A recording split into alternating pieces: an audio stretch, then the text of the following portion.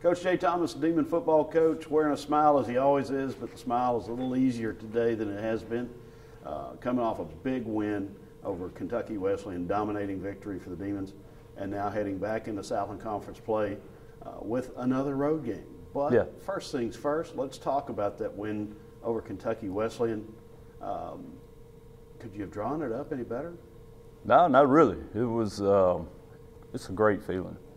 And it was a lot of fun coming to work on Sunday afternoon, and it was a lot of fun meeting with the guys last night. Everybody was in a good mood. And, just after, the last 3 games we played, and we played really pretty well, it's just, a few mistakes here and there kept us from winning those ball games. So just to see that look of relief too, having the pressure that we got this one done, and now let's prepare and get ready to swim another river, and getting ready to go to Lamar. Yep. All right. You went to the phrase that I was going to ask you about, swim another river. Tell the story about swim another river. Well, we were looking to find a way to, just because of where we were as a football team, and just hadn't had the day of getting paid for all the hard work that we put in. And so I just went back and explained about my grandfather. Every time I would call him, ask him how he was doing, and I'd say, "Paul, how you doing?" He said, "Got my foot on the rock, boy." So that meant that he was doing really well and everything's good. But it led into when he was a little boy, he was a young boy, he was 12 years old, he had to drop out of school, he had to go to work for the family. And where he worked, there was a river in between the workplace and his home. So in the summertime, the shortcut was he could swim the Chickasahee River, and then go on to work. In the wintertime, he had to walk another 2 or 3 miles to cross the bridge to get to the job. So, just referencing that story to where we were as a team, just things not quite there. So we may have to go the extra mile. We may have to swim a river. We may have to swim 2 rivers, maybe 3 to get the job done. But we need to do whatever it takes to get it done. So that's basically what the story was, and just trying to relate that a little bit. And I think he'd have been proud of the fact that, I brought up him always saying, or his saying, or standing on the rock, or, so it was always meant that everything was good. Great story. A tough question for you. What was more enjoyable, scoring on the first 3 drives of the game, or holding Kentucky Wesleyan to 3 first downs in the second half? Oh, well, I tell you what, both. I like both. Can I have both? You can have both. Yeah, I'll take both of them all day long. Yeah, outstanding performance. I thought that by our offense.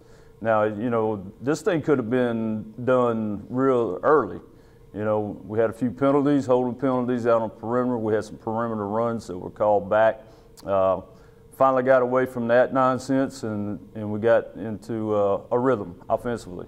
Felt like that we could have thrown the ball at will, but wanted to get our running game going, and plus keep their quarterback and their wide out, on the bench as much as we can. So, and the defense did a just outstanding job containing the quarterback, getting pressure to him when we needed to.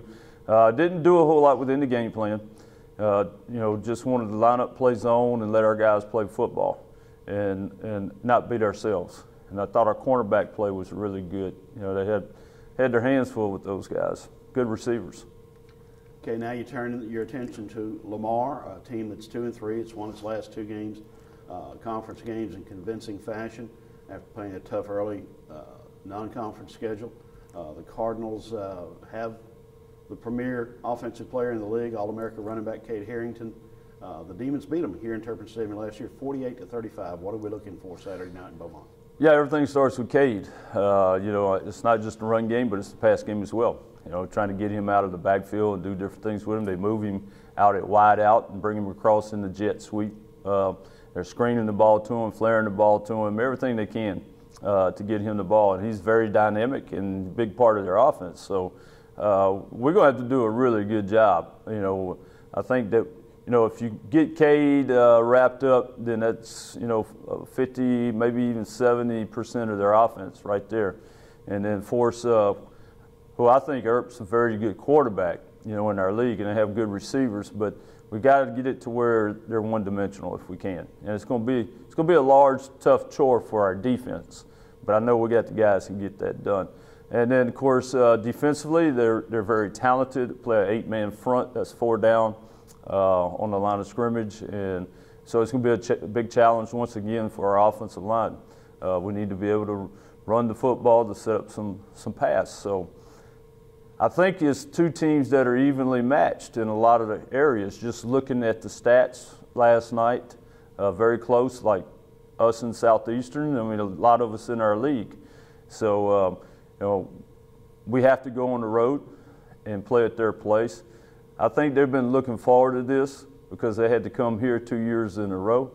So we'll have to have a great week of practice and be ready for the challenge. All right. The Southland Conference season shaping up to be pretty unpredictable, isn't it? Very unpredictable, and that's something that I think we all anticipated it being this way, and it's starting to turn out that way. I mean, you can't even keep up with it at this point. You know, who's beating who, and Nichols won a double overtime against Stephen F. Austin. You know, Stephen F. Austin beat McNeese, and you know, Southeastern got beat by McNeese, wasn't it? I mean, I can't keep up with it.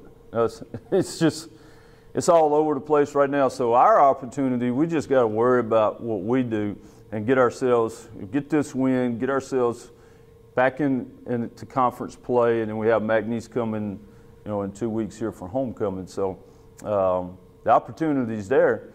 And we finish this thing 7-4. Who says we can't go to the playoffs at 7-4? So that's what I'm looking forward to.